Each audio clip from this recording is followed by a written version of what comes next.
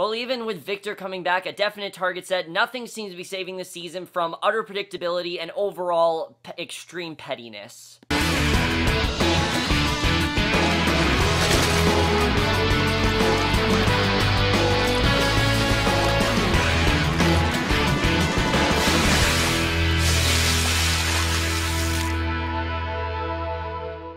Hey guys, Cameron for Big Brother 18, episodes 16 through 18, and I was looking forward to this week to a degree, but at the same time I wasn't. As you guys know, last week kind of took me out of things, but I was kind of interested in seeing what was going to happen this week with them being able to shift power, and especially because, as we know, they're no longer teams. They're no longer teams, and Victor's now back in the house, so I was really hoping that things would shake up this week, and what did we get? Once again, another very predictable week. Although the stuff we did get was some good TV, this week made me like even less of the house guests. I mean, I don't know how they do it, but as this goes on, I'm starting to like almost no one in this house, and I'm going to talk about that, but let's just get in this week, because there really is a lot to talk about. Not as much, definitely more than last week. Last week, I just didn't really care as much, because I just thought things were really predictable, and things played out exactly as I thought they were going to. This week, there's actually stuff to talk about, but let's talk about, of course, and luckily, I can actually talk about it on a Thursday, not on a Friday, because of stupid battle back and everything, which, honestly, let me just get to that right off the bat, did absolutely nothing for the game. Victor, since he's been there, has done absolutely nothing. Now, this is a good strategy to play. You know, you get back in the house, you're just silent, you go to sleep. That's pretty much what Victor's been doing. We haven't seen him at all. We haven't really seen him do anything. It appears that he just came back in the house, and nobody seems to have noticed. I mean, he's there, but you just don't really notice he's there, so I will say that right off the bat, I think he is playing a good game in the sense that he's not really doing anything right now, and he's not really causing any sort of trouble. But he's gonna have to do things, you know, as the week goes on. Hopefully he knows that. Right now he's in a good spot where he's not doing anything, but he's gonna have to do stuff, and I'm worried that when he's gonna do stuff, I just don't really know how that's gonna work. But let's just get into this week overall, starting off with Sunday, because Sunday was a pretty big episode. I mean, as we know, we didn't get to see any of the HOH competition because you had the battle back and things like that, so we get to the HOH competition, and there's some good stuff going on before. You know, some people are excited that Victor's back, some people aren't excited, some people are worried about what he's going to do and how it's going to impact the game and everything. So I thought there was some good stuff there with them kind of not really knowing what to do and very riled up and things like that. I thought that definitely was very well done. But they make it very clear that no matter what happens, the definite target this week is Frank. They want Frank out. They're happy that the team twist is over. Some people are freaking out, though, which this is what I want to see. I kind of want to see people scrambling. Let me just say, out of the 3 episodes, Sunday night's episode is what I expect from Big Brother. That was, Sunday's, I think, truly was a great episode. I really enjoyed Sunday night's episode because it truly felt like a Big Brother episode, which is something I think this season has been sorely lacking. But like I said, everyone's kind of in a panic. Everyone's in a state of shock. They're thinking that they're not going to be safe. They're thinking that, holy shit, we have these allies that we can turn against you. We can turn against them now. And mainly with Frank, you know, you have Michelle and you have Pauly. Those are 2 people that have been gunning for Frank, and now they realize we can actually go after him. And this is really making them excited that they can do that. But then we get this huge HOH competition, which was pretty imperative, but not in the sense of who ended up winning, because we'll talk about that. But it was one of those things where it was an endurance comp, which I'm surprised they did an endurance comp 2 weeks in a row, because they ended this week with an endurance comp as well, which I'll talk about. But, you know, everyone's like hanging on to this thing, and if you let go, you just fall. I mean, that's how easy it's become, is that you just let go, you fall. Basically, they made it so easy to throw this. I mean, literally, you just put your arm down, you're done. It's so easy to throw it. So, I don't really know why who ended up winning it won it. I'll get into that. But basically, things get really crazy right off the bat. You can clearly see that no one seems to be targeting, you know, no one seems to be wanting Frank or Bridgette to win.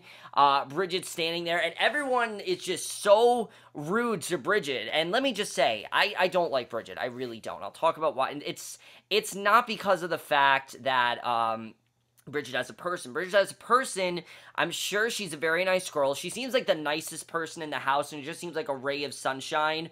but as a player, I just don't think she's really qualified to play Big Brother. Is Bridgette a bad person? No, I have no ill will against Bridgette. I'm going to say that right off the bat. I have nothing against her personally. What I have against her, not personality-wise, what I have against her, and yes, it is kind of funny to see her pout when she's kind of like robotic and emotionless, because I think it's the best way to describe Bridgette. It's just so robotic and emotionless, and she just seems like she's constantly just like calm and never gonna freak out ever. She's never really gonna get upset, and what I don't think is that I just don't feel she's very qualified to play this game, and I think that really is one of the big messages this week, is that no matter what happens, Bridgette really should not be playing this game. I just don't think she really should, but this huge fight ends up breaking out between Frank and Devon, and this was really well done. I really did like this fight overall. What ended up happening here is that basically, it's getting down to it, and it's like Devon, Frank, Bridgette, and James. Those are the four that are left, and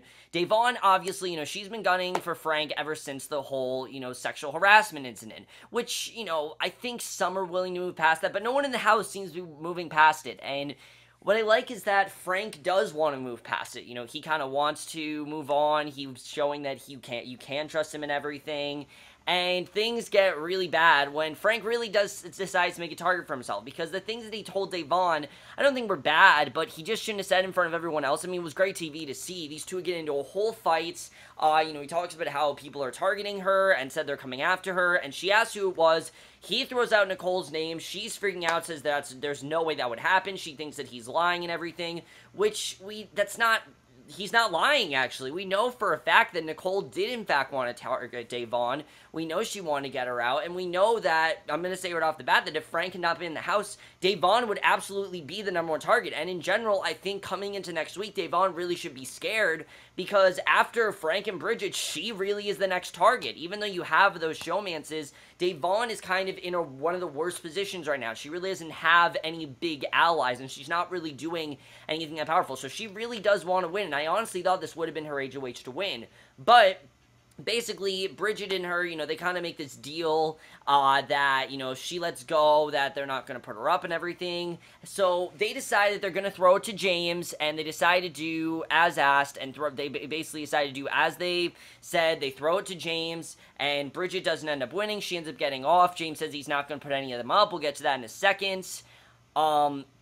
But let's talk about James winning this HOH, because to me, as much as I'm happy that James didn't win HOH, because I'm like, okay, finally, we're going to see James the Beast again, because when James gets HOH, he's very focused, and he's very much in power, and he's willing to make big moves. The question is, after this week, was this really the necessary move to make? Did he do the right thing in taking out the right targets? Because to me, I just don't feel like he really needed this. I mean, he was in a great spot, with Natalie, he was between being with Natalie, being with Devon, being with the showmances a little bit, even being with Bridgette in some ways, and he was even buddy-buddy with Frank, as we know, and Corey and Paul.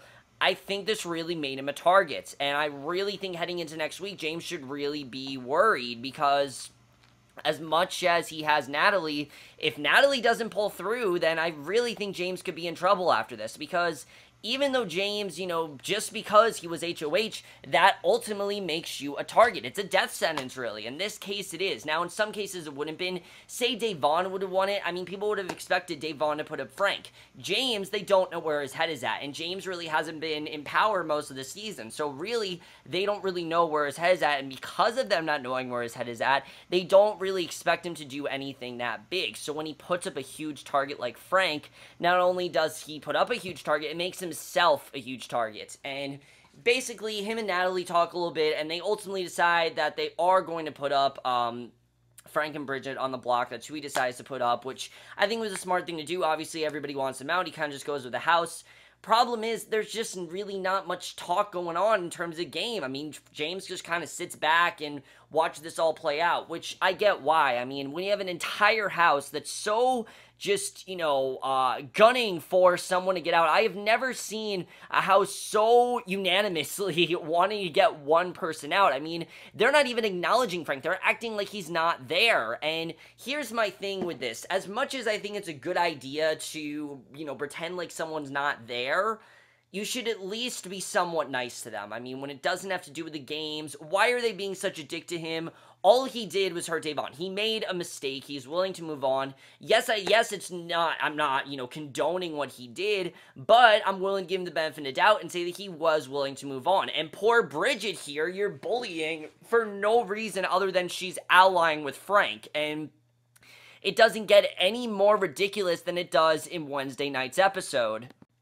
Because even though Wednesday night's episode has some fantastic fights and some great, comps going on, it overall, I think, really is one of the most shallow episodes we've seen of Big Brother since Big Brother 15, honestly. I'm seeing a lot of Big Brother 15 similarities here, and that really concerns me in the sense that you have these people that are targeting, other players for personal reasons, and that's something that I just don't think you should do. I mean, something you shouldn't do in the game is ever get personal. What I mean by get personal, don't target someone for their ethnicity, don't target someone just because you don't like them, and also don't do what Michelle does, because what Michelle does here, I used to like Michelle, I really did, and I really miss the days where Michelle didn't really talk that much, and I think the reason why is because of the reason she wants to get rid of Bridgette, which is one of the most childish, shallow things I think I've ever heard in Big Brother in a while. We find out that not only does she very much detest Bridgette, which we've kind of known, but she doesn't just detest her and deeply just has this huge hatred for her. Not only that, but she does not like Bridgette, mainly because she had a crush on Frank, and Bridgette is basically, she wanted to ally with Frank and maybe work with him a little bit, and then Bridgette took his spot. So this really, I mean, it's ridiculous. It really is. I mean, everything about this, it's like, Michelle, grow up. Seriously, grow up. So what? You don't have a chance, and that doesn't mean you can't work with him in the future. Bridgette is not stopping you. The smart thing to do, I think, would have been to go to Frank and Bridgette and be like, all right, let's try to flip the house. Let's try to make a secret alliance here. I'm going to use the power of veto on one of you, and then I'm going to take you off the block. That would have been the smart thing to do, is to go to those two and make a 3-person alliance. If she really wanted to work with Frank and Bridgette, I think the smart thing to do would be to work with those two. Even though you don't like Bridgette, Big Brother, it doesn't matter who the fuck you don't like. You're supposed to ally with the person that's going to get you closest to that, that money. And I think a perfect example of this is Big Brother 15 with Alyssa and Amanda. Because a lot of people wonder, and this is the only time I will compare Big Brother 15 to something good. This is the only time I'll refer to it as something good, because I know they don't want us to remember that season.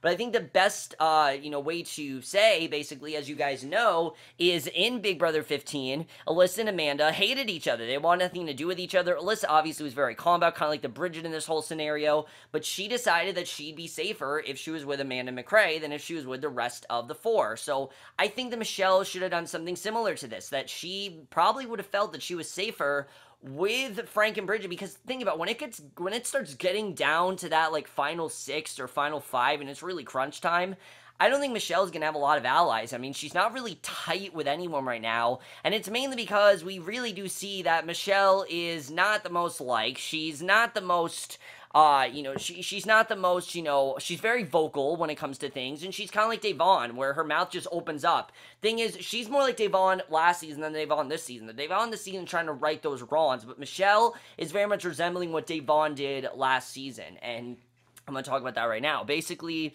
what ends up happening is Michelle does end up winning power veto single-handedly. I mean, you have everyone just rooting for her and rooting for her. It's ridiculous. Everyone just rooting for her, saying, go Big Mish, go Big Mish. Let me just say right off the bat, I did like the power veto. I thought it was kind of fun to see OTEV and the dope track. I mean, that did get annoying after a while, but I will admit that the songs were pretty good. Pretty sick stuff. I enjoyed it overall. I mean, definitely they were fun to listen to. I like seeing Paul jamming out.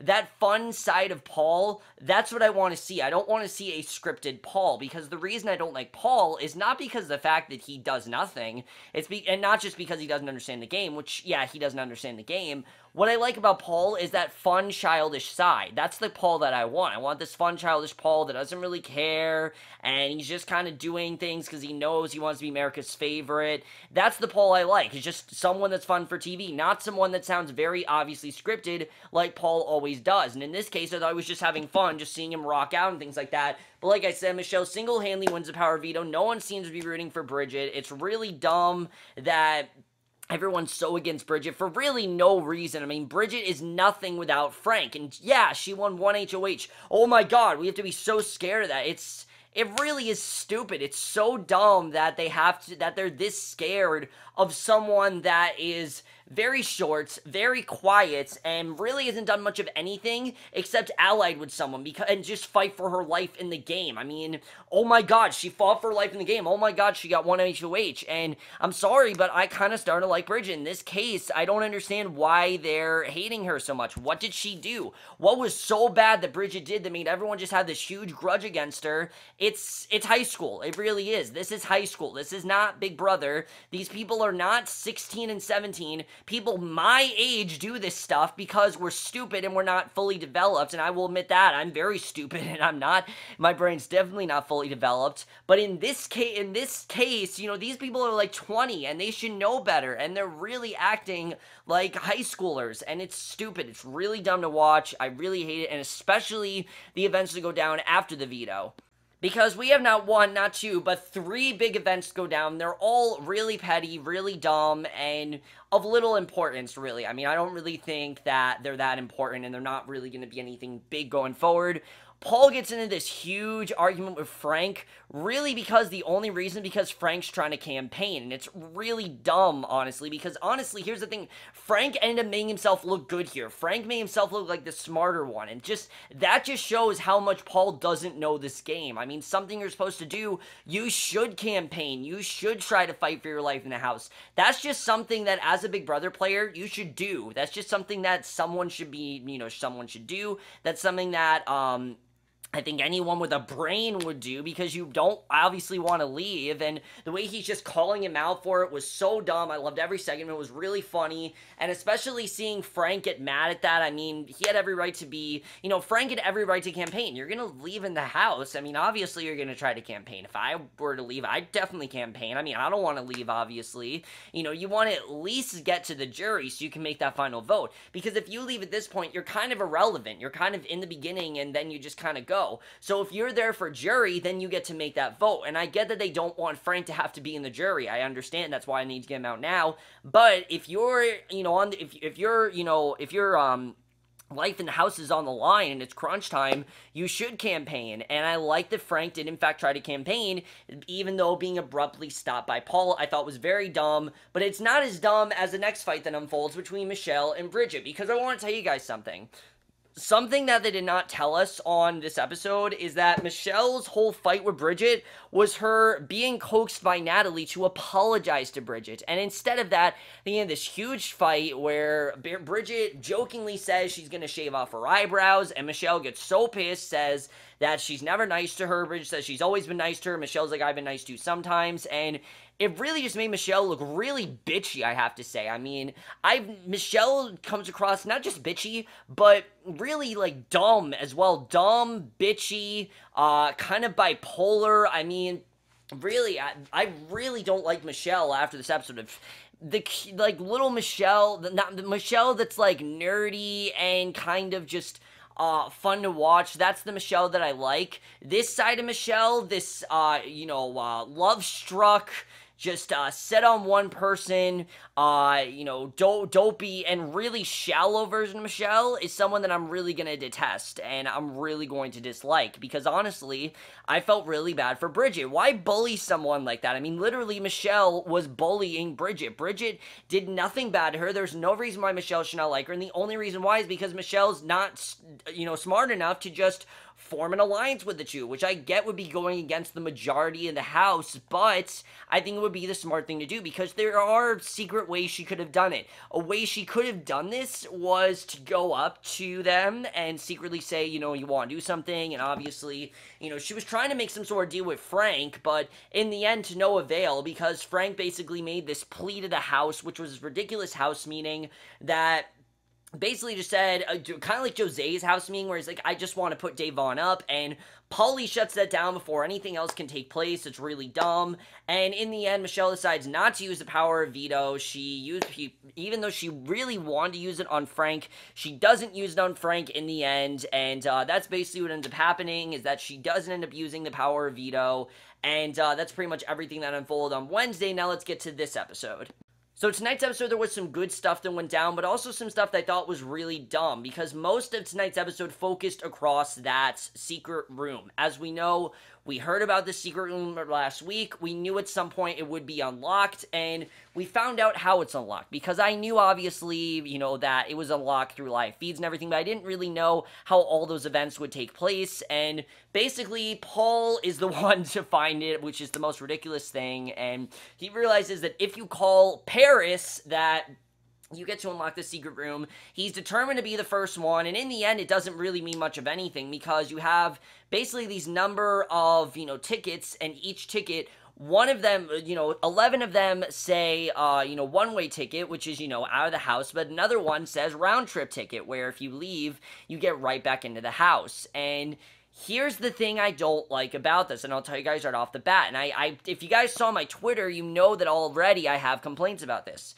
Here's what I think they should do with this round-trip ticket. The smart thing to do would be, before you leave, just to make a little bit more suspense, is right before you leave, and Julie says, by a vote of, she reads the tickets and says, oh, wait, you're not going anywhere. She reads the ticket one more time right before you leave, and then, you say you can stay and everything. That's what I think they should do, but that's not what they do. Once that house guest is evicted, then they go on with Julie, and she announces if they are staying or not, and it's really underwhelming, and that's something that Big Brother's done a lot. I mean, there's so many things they've done over the seasons to really make things very underwhelming, such as the memory wall, or getting rid of the wheel, replacing it with the memory wall, or even things like changing the eviction music and things like that, changing the way the eviction plays out. I mean, there are so many things they try to do in the past seasons that have just made things very underwhelming. This is the perfect example of that. While this does throw a wrench into things, it doesn't really, because it's only one person, and